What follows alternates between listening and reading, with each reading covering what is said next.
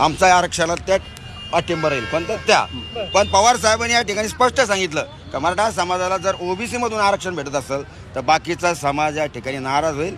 तुम्हाला मी सांगू इच्छितो की मराठा क्रांती ठोक मोर्चानं जी मोहीम हातामध्ये घेतली होती त्या मोहिमेच्या माध्यमातून आज आमचं आंदोलन या ठिकाणी समाप्त झालेलं आहे. आणि जवळपास सर्वच्या सर्व पक्षप्रमुखांनी, मग उद्धव साहेब असतील, देवेंद्र फडणवीस असतील, एकनाथ शिंदे असतील, अजितदादा असतील, काँग्रेसचे असतील आणि आज पवार साहेब असतील, या सगळ्या लोकांनी जी जी भूमिका घेतलेली आहे येत्या 2 ते 4 दिवसाच्या आत मराठा क्रांती ठोक मोर्चाच्या वतीनं पत्रकार परिषद घेऊन त्या ठिकाणी जाहीर आम्ही करणार आहोत की ह्या कोणत्या कोणत्या पक्षांनी कशा कशा पद्धतीनं या ठिकाणी मराठा समाजाच्या आंदोलनाचा या ठिकाणी फायदा घेतलेला.